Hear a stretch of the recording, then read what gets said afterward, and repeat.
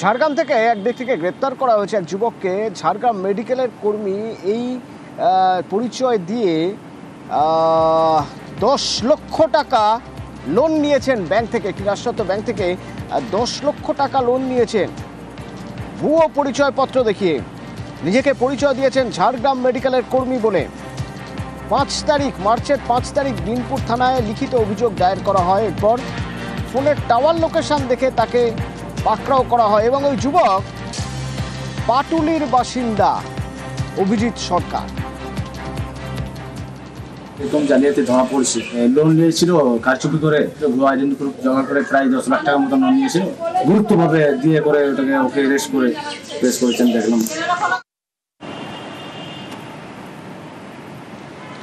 আমরা নন্দনকাননের একটি খবরে নজর রাখতেই হবে। স্বামীকে খুন এবং এই স্বামীকে খুনের অভিযোগে স্ত্রীকে আটক করা হয়েছে। কেন খুন, কি জানা যাচ্ছে জানবো। আমার সঙ্গে জিয়াউল রয়েছে। জিয়াউল, দেখো, হাবড়া থানার নন্দনকানন এলাকায় সেখানে স্বামী স্ত্রীর মধ্যে দীর্ঘ গন্ডগোল এবং গতকালকে রাতেও গন্ডগোলের সূত্রপাত।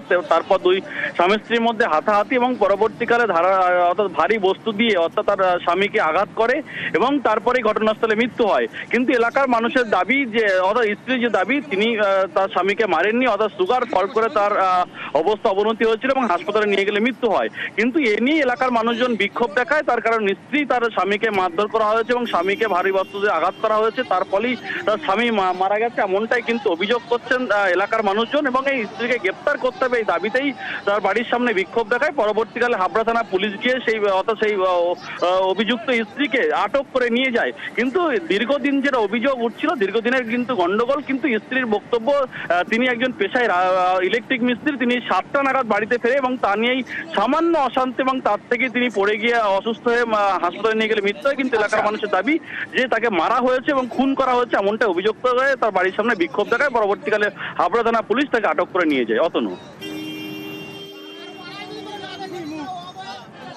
এই যে দেখলাম আমার ভাই ঘুমিয়ে আছে, এখানে রক্ত দেখছি, গলার এখানটা দাগ, সুগার ফল করলে রক্ত আসবে। ওরা মেরে ফেলছে আর ভোর পথ পরিষ্কার করছে, আমার ভাইরেও শেষ করে দিচ্ছে। তাইনি শাস্তি হোক, আমি তাই চাই। কিছুই হয়নি, ওরা সুগার ছিল, ওনার সুগার হয়তো ফল করেছিল, স্ট্রোক করেছে। আমরা কি করে বলবো কি হয়েছে? ওর সুগার প্রায় 10, 12, 15 বছর ধরে সুগার, কোনো ঘটনাই ঘটেনি। ও বাড়িতেই ছিল না, কিছুই হয়নি। বাড়িতে এসে শরীর হঠাৎ অসুস্থ করেছে, মাথা ব্যথা ঘুরিয়ে পড়ে গেছে। তারপর তো মুখে জল টল দেওয়ার পরে তো ওই হসপিটালে নিয়ে আসলাম।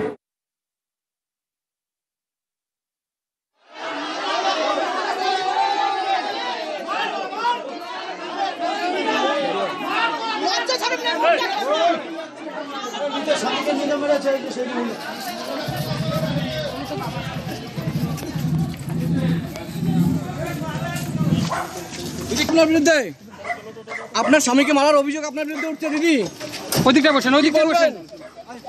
দিদি কি বলবেন? আমি একটু কথা বলবো, দিদি কি বলবেন?